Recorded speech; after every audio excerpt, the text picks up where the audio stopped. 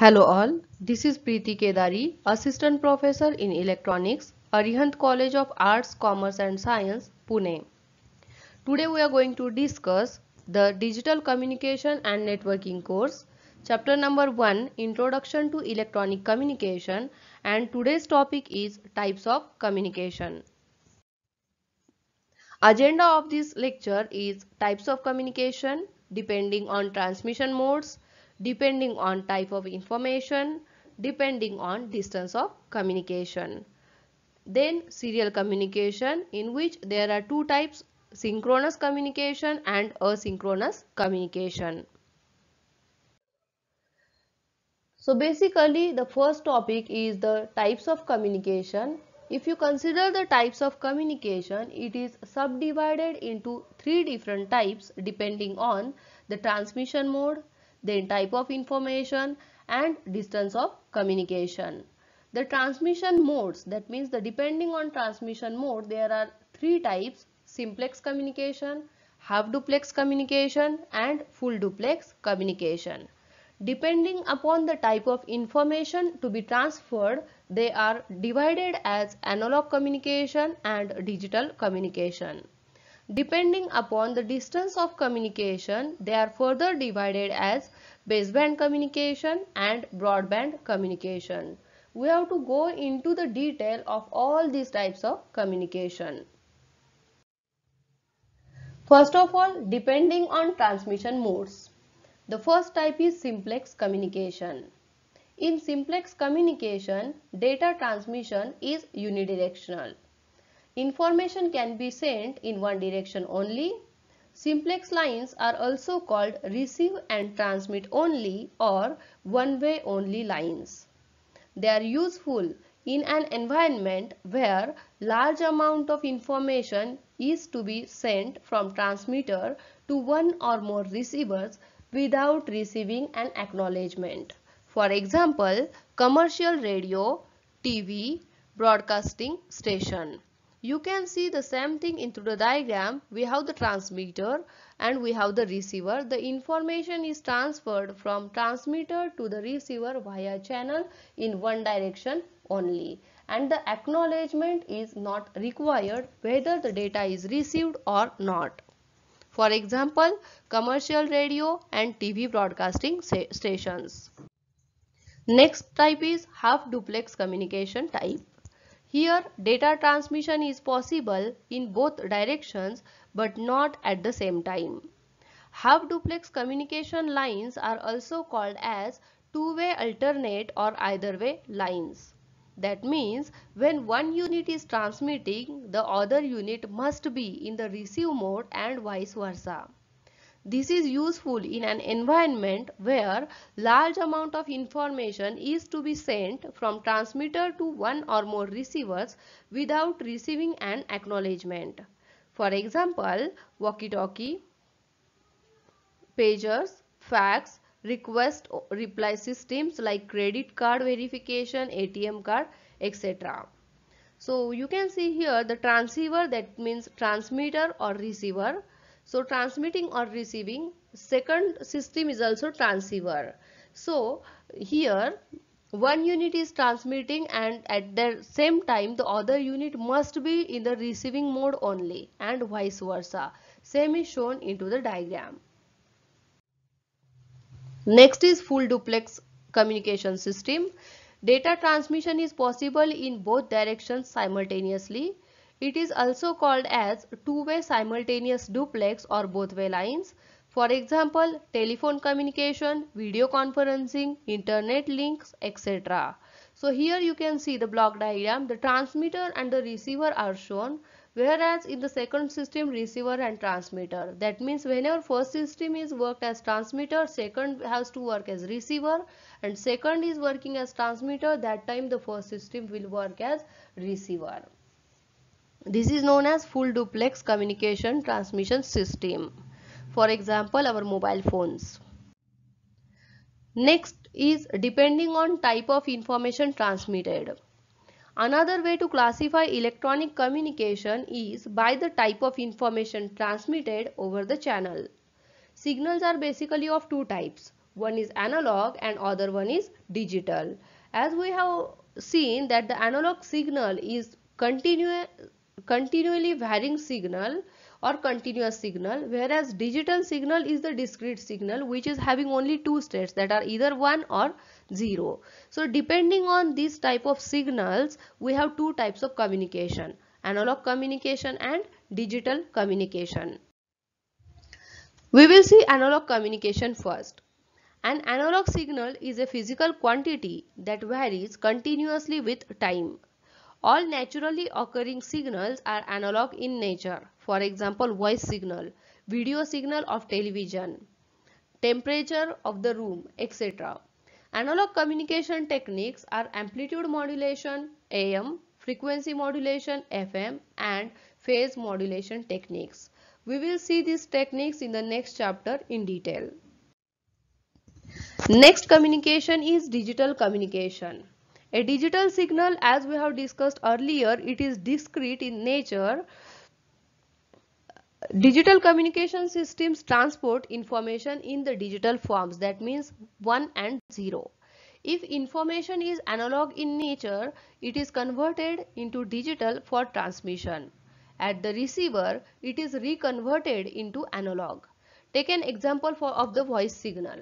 So if you want to convert, or if you want to send the voice signal to the receiver, first of all it has to be converted into the digital one. So analog to digital converter, ADC, is required. Then we will be having the digital channel for sending that information to the receiver. At the receiving end, we will be having digital to analog converter, which will convert the digital data into the analog one, and the receiver, the user which is available at the receiving station, will be able to hear the voice. Advantages of using digital communication. Basically, there are two advantages of using digital communication over analog communication. The first more important topic is the noise immunity, and the second one is ability to process the signal at the transmitter and or at the receiver. So noise immunity means it is the ability of the device to withstand to the noise, and noise is the unwanted signal. So here, whenever we are going to the digital communication, as we have already seen, there are two different levels in the digital communication, that are 1 and 0. So there are very less number of chances of getting data changed due to the noise. So this is one of the very important advantage of using the digital communication technique. Digital signals can be stored in memory and they are easily manipulated by algorithms. And the last topic is depending on the distance of communication. So if we consider the distance of communication, whether it is very far or near communication, then there are different types, that is baseband communication and broadband communication. So first of all original signals, whether analog or digital, are referred as baseband signals. So we can say that the original signal is baseband signal. In baseband transmission, the original signal is directly sent over the communication channel. For example, in many telephone and intercom systems, the voice signal is sent over wires or some distance to the receiver. Digital signals are transmitted over coaxial cables in some computer networks.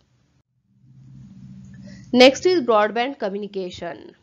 There are certain limitations regarding baseband signals. They may be incompatible with the media or cannot be transmitted over longer distance because of signal attenuation. These problems can be overcome by using a process called modulation, where the information signal is superimposed on a high frequency signal called carrier. Next topic is serial communication. The transmission of binary or digital information can be implemented by two ways, that is parallel and serial. In parallel communication, the data bits are transmitted simultaneously. This type of communication is extremely fast. and for each bit of transmission single wire is required. But for long distance and data with larger bits, it becomes more complex, expensive and hence impartial. And therefore, we need to go for the serial communication. In serial communication, each bit of data is transmitted one after the other, and it needs only one communication channel. Each bit is transmitted for a fixed interval of time t. Because of bit by bit transmission, it requires large time as compared to parallel communication for same data transmission. Here I have given the diagram for the serial communication. We have a transmitter and we have a receiver. Now here we may need parallel to serial converter or serial to parallel converter depending upon our channel. The 8 bits are sent one after the other. And here in the serial communication, as we have seen earlier, we need only one wire. So the 8 bits, that is, suppose the bits are 0, 1, 1, 0, 1, 0, 1, 0. The 8 bits are sent one after the other and one bit has assigned a specific time, that is the t. And after certain interval of time, the receiver will receive that data. Serial communication occurs in two ways, asynchronous and synchronous. First of all, we will go through the asynchronous serial communication. Here, timing of signal is not important. Instead, information is received and translated by agreed patterns or protocols. As long as those patterns are followed, the receiving devices can retrieve the information. Patterns are based on grouping the bit stream into bytes. Each group, usually 8 bits, is sent along the link as a unit. The receiver requires some synchronization to predict arrival of new group. For this purpose, an extra bit is added to the beginning of each byte. This bit, usually a 0, is called as start bit or space. To indicate ending of the byte, one more extra bit is added to the end of the byte. These bits, usually ones, are called stop bits or marks. The extra bits reduces the data transmission speed. Here the asynchronous transmission diagram is given. So we have the transmitter. The data is given. The data is 8-bit data, and as we have discussed earlier, before sending the data, one start bit, that is 0, also known as a space, is added at the starting of the data. And once data is sent, one stop bit, it can be 1, known as mark bit, is added after the data. So if we want to send 8-bit data, the minimum number of bits that are to be sent are 10 number of bits. That is 8-bit data, one start bit and one stop bit. There are gaps between the data units. That means as we are sending 8-bit data and one start bit and one stop bit is required for 8-bit data, then these data can be sent in the groups and there should be the gaps between the data units. Next is synchronous transmission. Here, bit stream is combined into longer frames which contain multiple bytes. Each byte is transmitted on the channel without a gap between it and the next one. So here, as we have seen earlier in the asynchronous communication or asynchronous transmission, we have 8 data bits, one start bit, one stop bit, and then if we have next stream of data, in between these two data streams we have a gap. But in synchronous transmission, each byte is transmitted on the channel without a gap between it and the next one. So the continuous data transmission is possible in synchronous transmission. The receiver has to separate out the bit stream into bytes for decoding purpose. To maintain synchronization between transmitter and receiver, a group of 4 bits is placed at the beginning of the block and at the end of the block. So go through the diagram. Here we have a transmitter and we have a receiver. Here the data bits are known as the frame. These are consisting of multiple bytes. And here we have to send two 8-bit synchronization characters at the starting of sending of the bits. These bits are known as SYN, that is sync bits. And at the end of data transmission, we have to consider one character that is known as ETX, end of transmission character. So these are the differences between the asynchronous transmission and the synchronous transmission. We will see the comparison between the asynchronous and synchronous transmission for your better understanding. So in asynchronous transmission, usually group of 8 bits is transmitted, whereas in synchronous transmission, frames consisting of multiple bytes are transmitted. In asynchronous transmission, timing of signal is not important, whereas in synchronous transmission, timing between transmitter and receiver is important. In asynchronous transmission, synchronization is achieved using start and stop bits.